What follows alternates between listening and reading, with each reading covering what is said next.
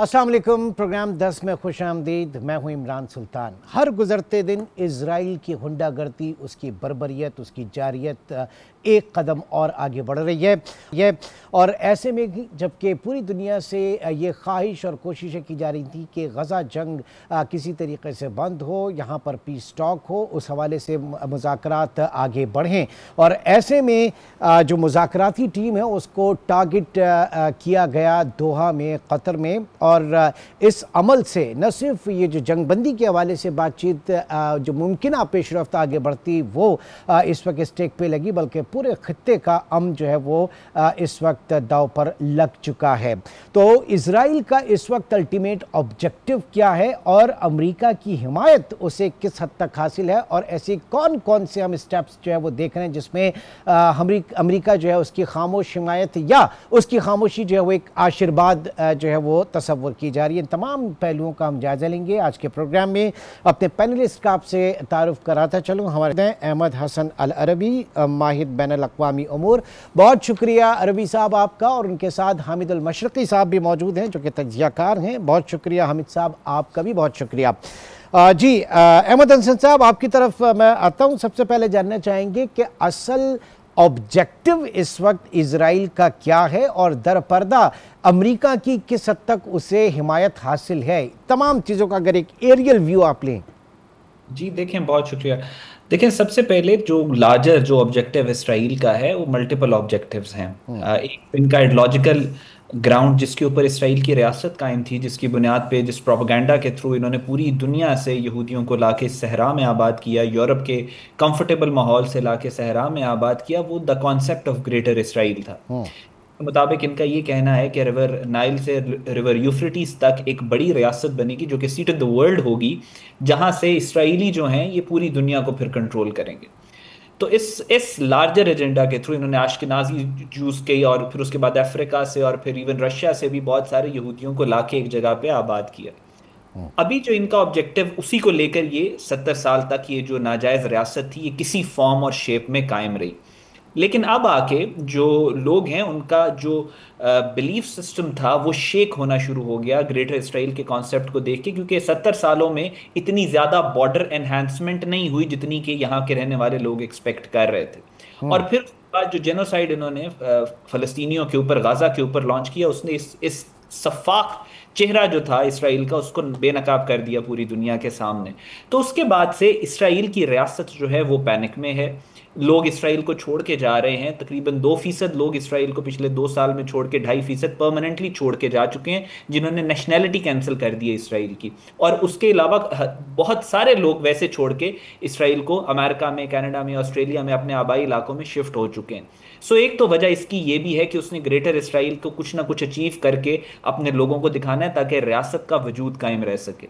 दूसरा इसका फैक्टर ये है कि जो इसराइल के अंदर जो जो जिनोसिडल मेनियक हुकूमत कर रहा है बेंजामिन नेतन्याहू, उसके इक़्तिदार को भी खतरा है। और ऑर्थोडॉक्स पार्टी उसको छोड़ के चलेगी। कनेसे में उसके खिलाफ वोट ऑफ नो कॉन्फिडेंस का मोशन चल रहा है, सड़कों पे उसके खिलाफ प्रोटेस्ट हो रहे हैं। इसराइल की जुडिशरी उसके बहुत सख्त खिलाफ है। सो इस सारी सिचुएशन से डिफ्यूज करने के लिए भी उसको एक आउटसाइड फैक्टर, एक आउटसाइड एनिमी चाहिए था, जिसकी वजह से वो ये जेनोसिडल जो मीनियक है ये पूरी दुनिया, पूरे मिडल ईस्ट के ऊपर हमले कर रहे हैं। सो आई थिंक ये 2 मेजर फैक्टर्स हैं जो पिछले 1-1.5-2 साल के अंदर डेवलप हुए हैं, जिसके बाद से इसराइल बिल्कुल एक हाइपर फैशिस्ट की तरह हर किसी को मिडल ईस्ट के अंदर एक थ्रेट परसीव कर रहा है और उसके ऊपर हमले कर रहे हैं। ठीक है मशरक़ी साहब, अब ज़ाहिर है कि ये उसके मफादात हैं, चाहे वो दाखिली हों या खारजी हों, लेकिन ऐसे में अमेरिका के किरदार के हवाले से मैं जानना चाहूँगा वो किस तरह, क्योंकि जब ट्रंप आ रहे थे तो एक ग्लोबल पीस लीडर के हवाले से उनकी इमेज बिल्डिंग की जा रही थी, फिर नोबेल प्राइज़ की तरफ जिस तेज़ी से उनकी पेशकदमी है वो भी इसी हवाले से। तो ऐसे में अब हालिया ये जो हमला कतर के ऊपर हुआ, इसको लेकर अमेरिका की मंजूरी या नामंजूरी, दोनों सूरतों में हम किस हद तक आशीर्वाद हासिल है? नेतन्याहू का हौसला ऐसे ही तो नहीं इतना बुलंद है, इतना एग्रेसिव है?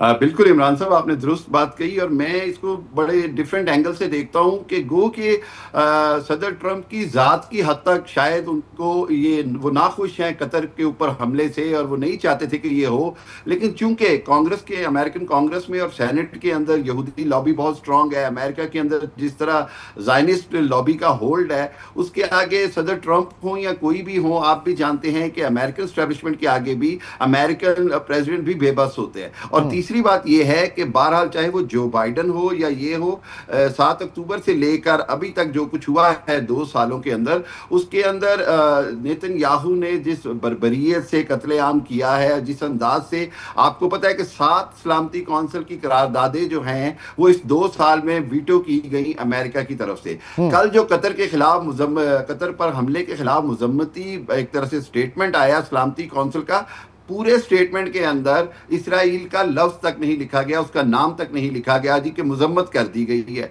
तो ये जो सूरत हाल है ये बड़ी वाज़ेह तौर पर एक बात समझाती है, वो ये कि ये अरब दुनिया के लिए एक आई ओपनर है। वो जिन्होंने समझा कि जी अमेरिका ही इनकी हिफाजत करेगा, इनको आपको पता है दुनिया के बरसगीर का गल्फ का सबसे बड़ा जो अड्डा है वो कतर के अंदर है, अमेरिकन बेसिस सेंटकॉम का, फिर उसके बाद जिस तरह सऊदीया में है, बाकी जगहों पे है। लेकिन वो ममालिक जो समझते थे कि ये अमेरिका जो है ये ईरान की थ्रेट के मुकाबले में इनको प्रोटेक्ट करेगा और कोई भी हमला हुआ, लेकिन ईरान ने मतलब देखा गया कि अमेरिका ने मुकम्मल तौर पर ना सिर्फ इसराइल का साथ दिया बल्कि इसराइली तैयारों को रीफ्यूलिंग तक की फैसिलिटी दी गई। इसराइल ये हमला कर ही नहीं सकता जब तक उसको अमेरिकन बेसिस से रीफ्यूलिंग ना मिले। सो इस सूरत हाल के अंदर मैं ये समझ रहा हूँ और बड़ा वाज़ेह तौर पर कतर के वज़ीर आज़म ने भी कहा है और बहुत सारी डिस्कशन हो रही है कि अब अरब ममालिक को सोचना होगा कि इनको किस ग्रुप में रहना है। हम आ जाते हैं लेटर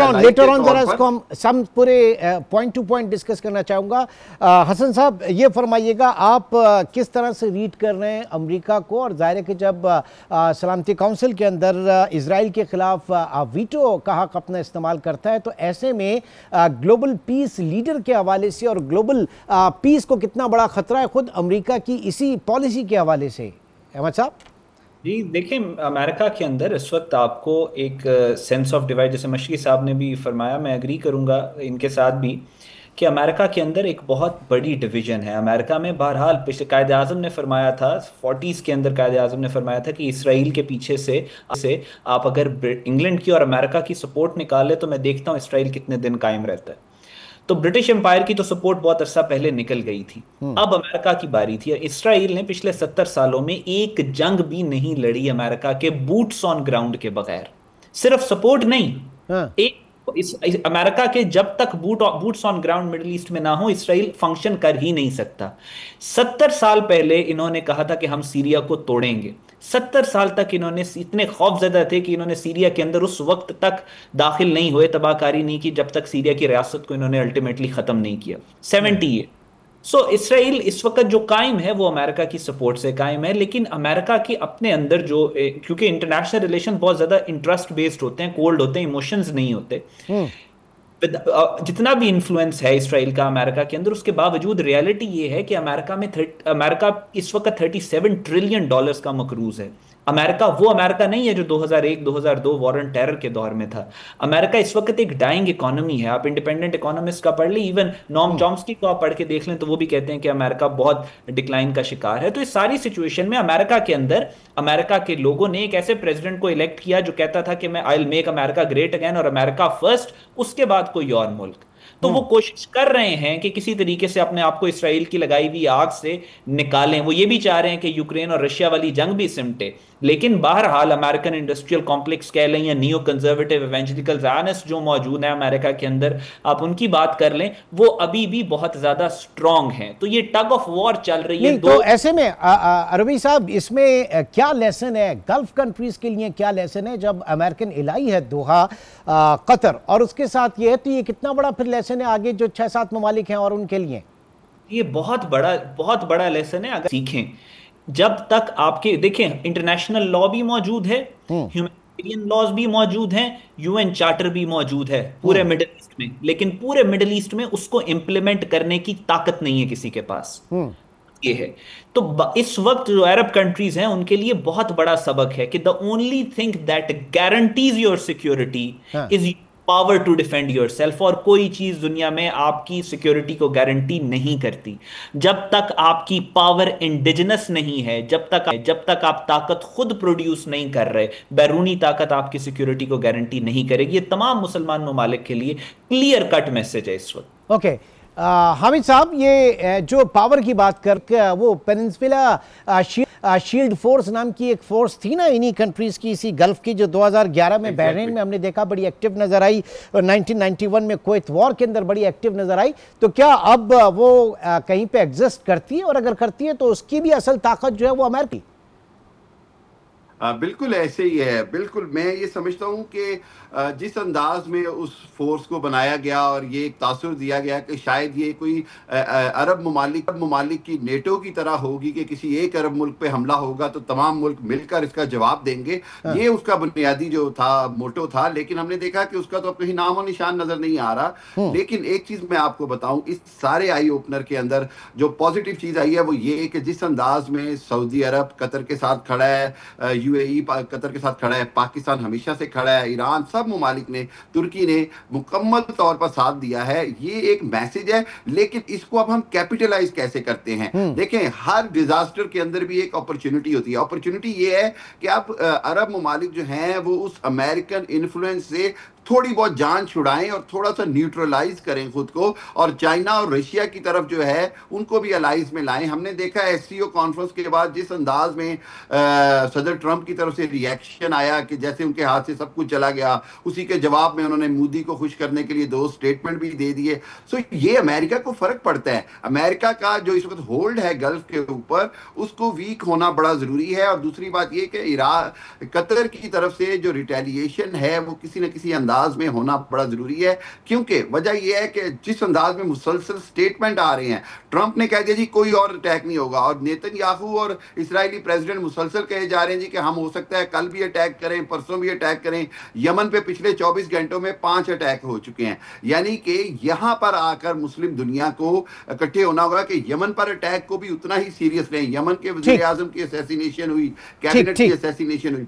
जी, इस चीज को अगर अहमद हसन साहब, सर जैसे हमने नेटो के केस में देखा कि एक मुल्क पर हमला पूरे इत्तेहाद के ऊपर या तमाम ममालिक के ऊपर हमला तस्वुर होगा, यहाँ पर जीसीसी के अंदर हम वो चीज़ नहीं देख रहे। और स्पेशली जो जिसमें पेनिनसुला शील्ड फोर्स की बात कर रहा हूँ, थोड़ा सा इसके ऊपर भी आप बताइएगा। फिर दूसरा, जो मशरक़ी साहब ने कहा कि जो रिलायंस है वो दूसरे ब्लॉक की तरफ होना चाहिए, चाइना की तरफ और रशिया की तरफ। लेकिन सवाल ये पैदा होता है कि जो जीसीसी कंट्रीज हैं उनकी मेजर इन्वेस्टमेंट जो है वो अमेरिका के अंदर है, और फिर साथ साथ उनकी डिपेंडेंसी जो है आपके वॉर इक्विपमेंट के हवाले से, डिफेंस इक्विपमेंट के हवाले से, वो भी अमेरिकन इसके ऊपर बेस्ड है। तो क्या ये मुमकिन होगा कि ये शिफ्टिंग हो, ब्लॉक शिफ्ट करें और थोड़ा सा तवाज़ुन पैदा करें? देखिए, मैं इसमें आपसे थोड़ा सा अर्ज करूं कि हमेशा से जो पावर कॉरिडोर रहा है जिसने दुनिया के ऊपर जिस भी ताकत ने आज तक हुकूमत की है, वो कर ही नहीं सकता जब तक वो मिडिल ईस्ट के अंदर एक ताकत और इख्तियार नहीं रखता। हमेशा से आप तारीखी तौर के ऊपर देख लें, इसी वजह से इस यूरेशियन रीजन को, इसको क्रेडल ऑफ सिविलाइजेशन कहा जाता है मिडिल ईस्ट को। सारी सिविलाइजेशन यहाँ से इमर्ज हुई, सारे ग्लोबल ट्रेड रूट्स यहाँ से जाते हैं, दुनिया की सारी रिसोर्सेज इसी आर्च, ये जो क्रेसेंट की तरह का रीजन बनता है जो सारी मुस्लिम उम्मत है वहां पे है। अगर ये डिसाइड कर लें कि इन्होंने अच्छे तरीके से नेविगेट करना है चाइना के साथ, रशिया और अमेरिका, मैं अभी हमेशा यही बात करूंगा, पाकिस्तान की एग्जांपल सबके सामने है। पाकिस्तान के इन तीनों पोल्स ऑफ द वर्ल्ड के साथ बहुत अच्छे ताल्लुकात हैं, और इसके साथ साथ पाकिस्तान के अपने इंटरेस्ट हैं। चाइना, रशिया, अमेरिका, तीनों के साथ अच्छे ताल्लुकात है। पाकिस्तान किसी पे अपनी, लेकिन पाकिस्तान किसी पे अपनी सिक्योरिटी नीड्स के लिए रिलाय नहीं करता। पाकिस्तान पार्टनर है पर डिपेंडेंट नहीं है। तो उसी तरह ये मैसेज है इस मॉडर्न वर्ल्ड ऑर्डर के अंदर पूरी दुनिया के लिए, पूरे मुस्लिम वर्ल्ड के लिए, कि आपको अपने अंदर जो इंडिजिनस अपनी सिक्योरिटी नीड्स हैं उसको सफाइज करने की कैपेबिलिटी आपके अंदर होनी चाहिए। ये अगर हमारे मुसलमान ममालिक चाहें तो ओवरनाइट ही कैपेबिलिटी अटेन कर सकते हैं, इनको कोई किसी किस्म का प्रॉब्लम नहीं होगा। दूसरी मैं एक इंपॉर्टेंट बात आपके प्रोग्राम में कर दूं कि जितने भी ग्लोबल एनालिस्ट हैं वो पिछले कुछ 1-1.5 हफ्ते से प्रिडिक्ट कर रहे हैं कि मिडिल ईस्ट में कुछ इसराइल बहुत बड़ा करने वाला है। जो चैनल 13 है इसराइल का, उसने रिपोर्ट किया है कि रशिया ने अपने डिप्लोमेट्स को इसराइल से निकाल लिया है। तो इसराइल में क्या ऐसा होने वाला है कि रशियंस को पता चल गया और वो अपने डिप्लोमेट्स को निकाल रहे हैं। इसके अलावा दूसरी मेजर डेवलपमेंट ये है कि ऐन अल असद जो एयर बेस है इराक के अंदर, जो मिलिट्री बेस है, अमेरिका उसको भी खाली कर रहा है।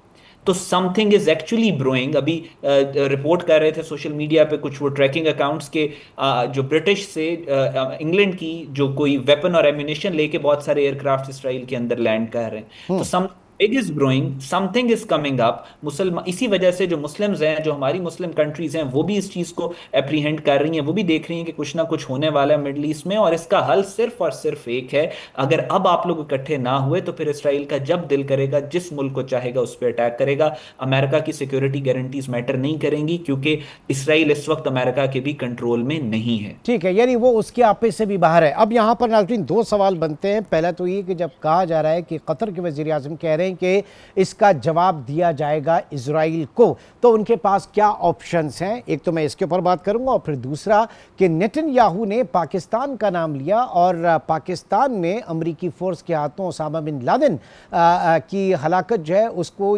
जवाज़ बनाया। तो ये आगे क्या इशारा दिया जा रहा है, इन दोनों के ऊपर मैं बात करूंगा। तो प्रोग्राम में अहमद हसन साहब भी मौजूद हैं और हामिद मशरकी साहब भी मौजूद हैं। एक छोटे से ब्रेक की कॉल है, ब्रेक के बाद दोबारा मिलते हैं।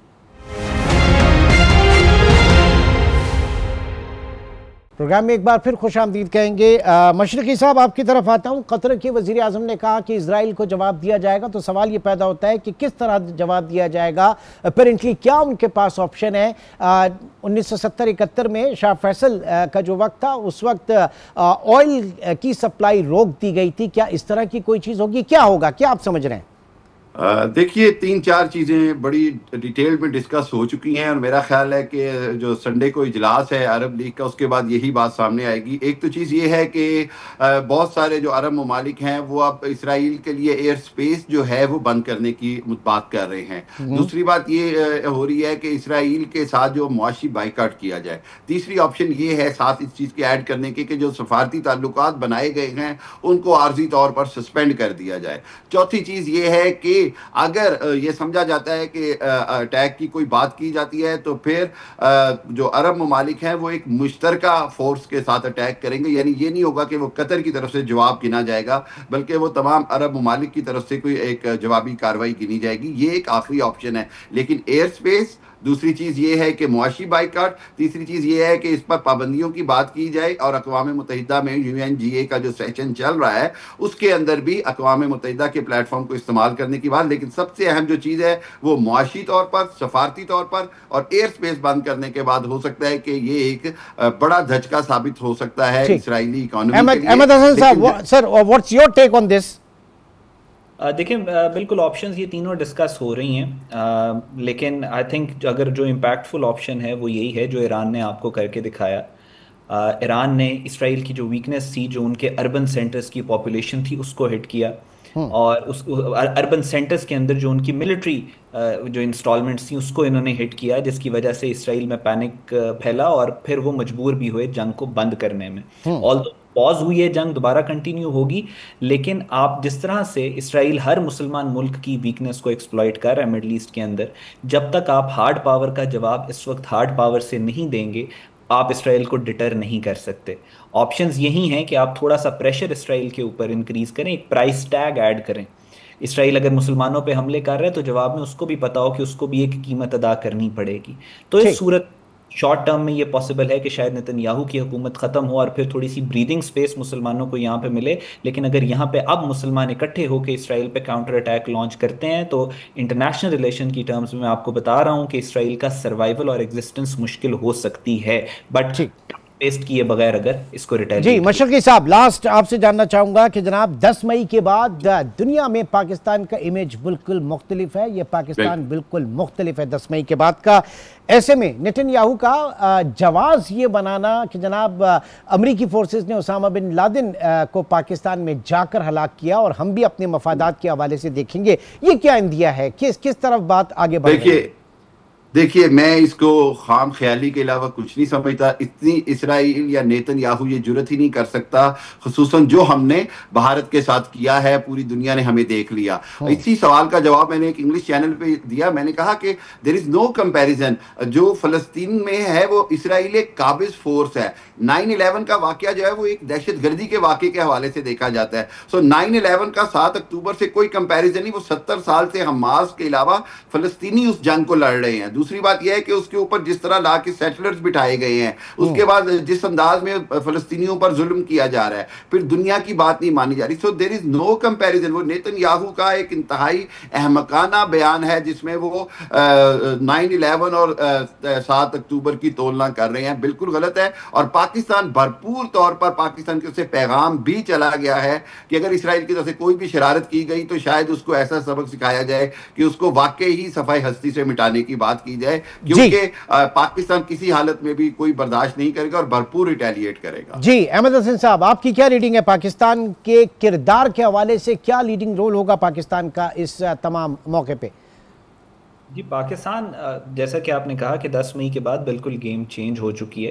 पाकिस्तान इस वक्त, पाकिस्तान की बात में, पाकिस्तान के वर्ड्स में, पाकिस्तान की एफर्ट्स में, पाकिस्तान के इम्पैक्ट में बहुत ज़्यादा इस वक्त ताकत आ चुकी है। ईरान इसराइल के कॉन्फ्लिक्ट में भी देखा कि Pakistan appeared as a net stabiliser.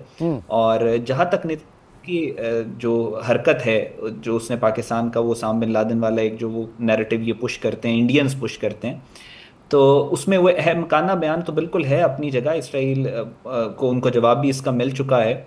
लेकिन बात यह है कि मुझे ऐसा लगता है कि जो इधर से जो इसका नेतन्याहू का भाई नरेंद्र मोदी, दोनों जेनोसाइडल मीनियक्स हैं। मोदी भी तो पर तोल रहा है पाकिस्तान के खिलाफ कोई मिस एडवेंचर करने के लिए, और उनकी जो मिलिट्री वेपन्स ले रहे हैं और वो सारा कुछ वो कर रहे हैं। They are looking for a space कि कोई और मिस एडवेंचर कर सके अपने पॉलिटिकल टर्मोइल से नज़र हटाने के लिए। तो मुझे ऐसे लगता है नेतन्याहू ने हो सकता है, इट इज़ क्वाइट पॉसिबल कि वो इंडिया के जो मिस एडवेंचर्स हैं उनको जस्टिफाई करने के लिए कोई बहुत भोंडी सी एक स्टेटमेंट दी है, वो करने की कोशिश की है। बाकी इसके अलावा उसकी और कोई हकीकत नहीं है। इसराइल और बाकी दुनिया का कोई भी मुल्क, एवरीबडी नोज कि Pakistan knows how to defend itself, and Pakistan will defend अगर कुछ भी आगे होता है। ठीक है, बहुत बहुत शुक्रिया अहमद हसन अल अरबी साहब और हामिद अल मशरक़ी साहब, आप दोनों का। इस वक्त जियो पोलिटिकल हालात आपके सामने हैं। GCC जो रीजन है, पूरी खलीजी रियासतें, ये उनका एक अहम तरीन टेस्ट केस है। यहाँ पर उनके इत्तेहाद की ज़रूरत है। जैसे कि इस वक्त पाकिस्तान ने इंतहाई ज़ोर दिया है एक मुस्लिम ब्लॉक के इत्तेहाद के हवाले से, वगरना सूरत हाल जो है वो और संगीन होती चली जाएगी। छोटा सा ब्रेक, और ब्रेक के बाद कुछ और मौज़ूआत पर बात करेंगे। एक छोटे से ब्रेक के बाद दोबारा मिलते हैं। वेलकम बैक नाज़रीन। पाकिस्तान में SIFC special investment facilitation council ने बड़ा फोकस किया है पाकिस्तान में माइंस एंड मिनरल्स के ऊपर कि जनाब इंटरनेशनल कंपनीज जो हैं वो आएँ पाकिस्तान में इन्वेस्टमेंट करें, यहाँ पर आके इन हमारी जो माइंस एंड और रेयर अर्थ मिनरल्स जो है इनको एक्सप्लोर करें, इनको निकालें और उसके बाद इनको जो है वो एक्सपोर्ट भी किया जा सके। लेकिन एक कंसर्न जो है वो पाकिस्तान में वैल्यू एडिड सेक्टर की तरफ से वो ये कि अगर इन कीमती धातुओं को रॉ फॉर्म में एक्सपोर्ट किया गया तो वैल्यू एडिड इंडस्ट्री जो है इसको बड़ा मसला दरपेश होगा, और यकीनन हमें जो है वो तैयार शुदा मसनूआत जो है वो एक्सपोर्ट करके और एक्सपोर्ट अर्न करना चाहिए, डॉलर्स अर्न करने चाहिए। एक तो ये मसला, और फिर दूसरा एक मैं जेम्स एंड ज्वेलरी के हवाले से बात कर रहा हूँ। एक SRO 760 है, हुकूमत ने 6 मई 2025 को इसे 2 माह के लिए मुअत्तल किया था, सस्पेंड किया था, लेकिन आज इसे 4 महीने हो चुके हैं इसकी सस्पेंशन को, और इसको लेकर पाकिस्तान में जो ज्वेलरी मैन्युफैक्चरर्स और एक्सपोर्टर्स हैं वो बड़े परेशान हैं। ये मामला क्या है ये हम जानेंगे। इस वक्त हमारे साथ मौजूद हैं इमरान खान टिसोरी जो कि चेयरमैन है Pakistan James jewellery traders and exporters association. बहुत शुक्रिया इमरान साहब आपके वक्त का। सबसे पहले तो जानना चाहेंगे कि ये जो एक खदशे का इजहार किया जा रहा है ये किस हद तक जेन्युइन है कि जनाब रॉ मिनरल्स और ये कीमती धातें जो हैं ये एक्सपोर्ट की जाएंगी और उसके बाद जो है हमारे वो वैल्यू एडिड सेक्टर को बहुत इससे परेशानी होगी, प्रॉब्लम में आएगा। किस हद तक जस्टिफाई करता है ये खदशा? थैंक यू इमरान भाई फॉर हैविंग मी हियर। और आपने मिनरल से सवाल का आगाज़ किया है। तो मैं आपको थोड़ी सी चीज़ें इसमें ऐड करना चाहूँगा। जैसे कि आपने मिनरल्स एंड माइन का जिक्र किया, इसमें पाकिस्तान में I just wanted to add कि 130 से ज़्यादा जो है प्रेशियस माइंस मिनरल्स की यहाँ पे मौजूद हैं। प्रेशियस स्टोन्स की मैं जहाँ तक बात कर रहा हूँ, क्योंकि हमारा ताल्लुक जो है वो जेम्स ज्वेलरी से है, तो मैं उसी से रिलेटेड आपको बताना चाह रहा हूँ। और हमारे पास जो है वो टेक्नोलॉजी ना होने की वजह से कट एंड पॉलिश का जो लेटेस्ट टेक्नोलॉजी है, लेज़र सिस्टम है, वो पाकिस्तान में ना होने की वजह से बहुत सारी जो धात है, जो पुराने हम सिस्टम यहाँ पे यूज़ कर रहे हैं माइनिंग के, उससे कई चीज़ें जो हैं ज़ाया हो रही हैं। आपके सवाल का जवाब पे मैं आ रहा हूँ कि यहाँ से पाकिस्तान से इस वक्त जो है जो रफ स्टोन्स है वो यहाँ से स्मगल्ड होके बाहर चला जाता है और हमें जो है वैल्यू एडेड जो है मुल्क में नहीं मिल पाती।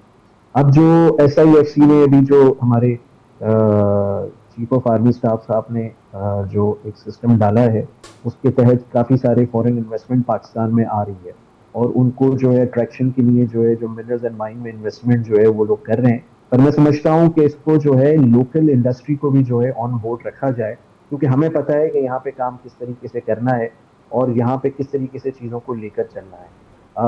नहीं, टेक्नोलॉजी ना होने की वजह से जो है वो यहाँ से रफ जो है वो लोग यहाँ से ले जाते हैं, वैल्यू एडेड जो है पाकिस्तान को उसको नहीं मिल पाता। इसमें टेक्नोलॉजी सर, इसमें टेक्नोलॉजी किस तरह की दरकार है? क्योंकि एक अमेरिकन कंपनी के साथ जो है वो $500 मिलियन की इन्वेस्टमेंट आपकी पोली मेटालिक रिफाइनरी के हवाले से भी हो रही है, तो ये इस तरह की टेक्नोलॉजी आपको दरकार है? देखिए, आप जो बात कर रहे हैं वो मिनरल्स की आप बात कर रहे हैं, आप धातुओं की बात कर रहे हैं। मैं समझता हूँ एक अच्छी चीज़ है अगर बाहर से इन्वेस्टमेंट पाकिस्तान में आ रही है और कोई पाकिस्तान में इन्वेस्टमेंट कर रहा है, पर मैं समझता हूँ उससे वैल्यू एडेड भी मिलना चाहिए हमारी कंट्री को। नहीं, आपकी जो प्रेशियस मेटल है सर, आपकी जो प्रेशियस मेटल है, मैं उसके हवाले से जानना चाह रहा हूँ। मैं अगर बात करूँ तो देखिए, हमें जो है यहाँ पे पाकिस्तान में लेटेस्ट टेक्नोलॉजी की कट एंड पॉलिश का सिस्टम अभी तक नहीं है। हम पुराने तरीकों से काम कर रहे हैं। माइनिंग में जिस तरीके से काम किया जाता है उसमें ब्लास्ट करके काम कर रहे हैं, जिसमें अच्छा खासा जो चीज़ें हैं वो जो है ज़ाया हो जाती है, वेस्टेज हो जाती है। अराउंड समझे 50 से 60% तक का जो माल है वो डिस्ट्रॉय हो जाता है। हमारे हाथ में सिर्फ 30 से 40% माल हाथ में आ पाता है। अच्छा। पाकिस्तान में जैसे मैं आपको बताऊँ 130 माइन का मैंने जिक्र किया, जिसके अंदर पाकिस्तान में I think we are lucky to have emerald, ruby, sapphire, pink topaz, जो कि दुनिया में सिर्फ पाकिस्तान में पाया जाता है। हमारे पास टर्मरीज की पूरी फैमिली है, लैपिस लुजुली, मतलब everything is available in Pakistan. तो मैं समझता हूँ अगर इसको तरीके से इस पे काम किया जाए और हमारे पास अच्छी टेक्नोलॉजी होगी तो हम इसको यहीं पे कट एंड पॉलिश करके जब एक्सपोर्ट करेंगे तो जरा मुबादला में पाकिस्तान को जो है अच्छा खासा फायदा होगा, वैल्यू एडेड हमें मिलेगा। ओके, अच्छा, अब दूसरे मामले की तरफ चलते हैं। इमरान साहब, ये बताइएगा, ये SRO 760 जो है, इसके तहत आप लोगों को क्या बेनिफिट था और हुकूमत ने क्यों इसे मुअत्तल किया? गो के 6 मई को किया था, 2 महीने के लिए, अब 4 महीने हो चुके हैं। देखिए, मैं अच्छा हुआ आपने ये सवाल किया, मैं खुद भी इस पर डिस्कस करने वाला था। 6 मई को, आज से कुछ 4 महीने पहले, मिनिस्ट्री ऑफ कॉमर्स ने हमारा जो SRO 760 है उसे सस्पेंड कर दिया without taking stakeholders, without taking exporters on board, और ना उन्होंने इस एसोसिएशन को ऑन बोर्ड लिया, और सिर्फ कुछ खदशात की बिना पे उन्होंने विदाउट गिविंग एनी रीजन जो है वो इसको सस्पेंड कर दिया। इस वक्त मैं ये बताता चलूँ, पाकिस्तान में जो है कोई 170 अरब रुपए का जो सोना है, जो पैसे हैं, 170 अरब रुपए की वैल्यू, जो कि बाहर के फॉरेन इन्वेस्टर के पैसे पाकिस्तान में फंसे हुए हैं। कोई अराउंड 52 kg इसमें सोना बनता है, जो लोगों के पाकिस्तान में जो है वो गोल्ड जो है स्टकअप हो गया है। इससे देखें पाकिस्तान का नाम खराब हो रहा है, हम जो है एक्सपोर्ट नहीं कर पा रहे। पिछले 4 महीने से हमने प्राइम मिनिस्टर तक अप्रोच किया है, ministry of commerce, state bank, FBR, और वहाँ पे सिर्फ यही कहा जा रहा है कि जी जल्द से जल्द हम आपसे जो है इसको सस्पेंशन को हटाएंगे। मैं ये जानना चाहूँगा कि इस SRO के तहत जो इंटरेस्टेड की स्कीम थी उसमें आपको क्या बेनिफिट मिला था? और देखिए, बेनिफिट कुछ नहीं था। ये एक SRO basically ministry of commerce ने बनाया है, जिसके तहत ये इन्वेस्टमेंट स्कीम के तहत जो बाहर के ऑर्डर्स होते हैं वो गोल्ड ड्यूटी फ्री पाकिस्तान में आता है, और उसको जो यहाँ के फैक्ट्री वाले हैं, जो ज्वेलर्स हैं, उसको ज्वेलरी बनाते हैं, मैन्युफैक्चर करते हैं, और उस पर उनको जो है अपनी लेबर मिलती है, और फिर उसके बाद जो है ये एक्सपोर्ट हो जाता है गोल्ड जो है। बट इन्होंने जो है वो, मैंने जैसे आपको बताया कि 170 अरब रुपए की वैल्यू, अच्छी खासी एक अमाउंट है आज की तारीख के अंदर, वो जो है इस वक्त पाकिस्तान में फंसी हुई है। और जो बाहर के स्टेक होल्डर्स हैं, जो बाहर के इन्वेस्टर्स हैं, वो इस वक्त परेशान हुए हुए हैं और पाकिस्तान का नाम बहुत खराब हो रहा है। हमें टू बी प्रिसाइज खदशा क्या था, हुकूमत का क्या खदशा था जिसकी वजह से इसको बंद किया गया? देखिए, हमें उनको कुछ अजम्पशंस थी जो हमें एग्जैक्टली नहीं मालूम। हमने उनको बहुत टाइम दिया। पहले हमें कहा गया कि ये 60 डेज के लिए जो है हम इसको सस्पेंड किया है और 60 डेज के बाद इसको एक्टिव कर देंगे। आज ये 4 महीने होने को जा रहे हैं, पर अभी तक जो है ये आज दिन तक जो है SRO जो है वो एक्टिव नहीं हुआ है। तो मैं आपके प्लेटफॉर्म से, आपके चैनल के प्लेटफॉर्म से भी जो है मिनिस्ट्री ऑफ कॉमर्स को, प्राइम मिनिस्टर मियां नवाज शरीफ, मियां शहबाज शरीफ साहब को, जो कि हमेशा बिजनेस कम्युनिटी को बड़ा सपोर्ट करते हैं, मैं चीफ ऑफ आर्मी स्टाफ साहब से भी अपील करता हूँ कि खुदारा ये इस वक्त 170 अरब रुपए की जो वैल्यू का सोना पाकिस्तान में पड़ा हुआ है, इससे पाकिस्तान का नाम खराब हो रहा है। लोग अपने अपने कॉन्सुलेट में जो है वो कंप्लेन कर रहे हैं, हमें अप्रोच कर रहे हैं, तो हमें जल्द से जल्द इसको जो है बहाल करना है ताकि ये ट्रेड शुरू हो। देखें, मैं आपको बताऊं, इस वक्त पाकिस्तान की जो ज्वेलरी की एक्सपोर्ट है पिछले 3-4 सालों से डिक्लाइन आई है और इस वक्त हमारी जो है $30 मिलियन की सिर्फ रह गई है एक्सपोर्ट जो है। ठीक। अच्छा, आपने सर टेसोरी साहब, आपने अजम्पशंस की बात की। जो हमें पता चला है, जो हमें मतलब इधर उधर से बातें पता चली हैं, वो ये कि जनाब पाकिस्तान में ड्यूटी फ्री गोल्ड इंपोर्ट हो रहा था और उसके बाद आप उनके बड़े मोटे मोटे कड़े और कुछ ज्वेलरी ऐसी बना लें और फिर खातून खाना खवातीन जो हैं वो पहन के दुबई चली जाएं और वहाँ ले जाकर उसको बेच दें और उसके पैसे भी जो हैं इन डॉलर्स। बताऊं, ये सारी गलत अजम्पशन है। इस पे TDAP ने, इस पे सारी जितने भी इदारे हैं उन्होंने उस पे पूरी इन्वेस्टिगेशन की। ऐसी कोई चीज रियलिटी में नहीं पाई गई और यही वजह है कि हमारी कई इस्लामाबाद में हाई लेवल मीटिंग्स हुई हैं और उन्होंने इस बात को एक्सेप्ट किया है और उन्होंने यही कहा है नहीं जी ये अजम्पशंस थी। और देखिए, इसमें ये चीज इसलिए पॉसिबल, हर जगह इदारों में चेक एंड बैलेंस मौजूद है। प्रॉपर्ली जितना सोना आ रहा है उतना ही वापस जा रहा है और जितना सोना जाता है उसकी जो लेबर है वो भी हमारी स्टेट बैंक के SRO में लिखी है कि विद इन 20 डेज जो है वो हमने जो है रेमिटेंस मुल्क में वापस लेकर आनी है। तो ये सब अजम्पशन है। मैं नहीं समझता कि इस अजम्पशन के ऊपर जो है आपने इतनी बड़ी ट्रेड, मतलब मुल्क में, दुनिया में I have not seen anything like this कि बगैर taking stakeholder in confidence आपने इतनी बड़ी एक्सपोर्ट रोक दी। मैं अभी मेरी बात अब जाहिर है कि ये हुकूमत की तरफ से फिर देखना होगा। मिनिस्ट्री ऑफ कॉमर्स जो है उसको यहाँ पर किस तरह का वो फायदा देख रही है। जनाब, अगर एक SRO के सस्पेंशन को वो जिसे 60 दिन के लिए लगाया गया हो और उसके बाद वो 4 महीने चली जाए और अभी भी कुछ पता ना हो तो उसके पीछे क्या हालात हैं, क्या हकायक हैं। मैं इमरान भाई एक चीज और ऐड करना चाहूंगा। मैं बताना चाह रहा था आपको कि इस वक्त इंडिया की देखें ज्वेलरी, जेम्स एंड ज्वेलरी की जो एक्सपोर्ट है वो कोई अराउंड $40 बिलियन की है। ठीक है, हमारी अभी 28 to 30 मिलियन में है।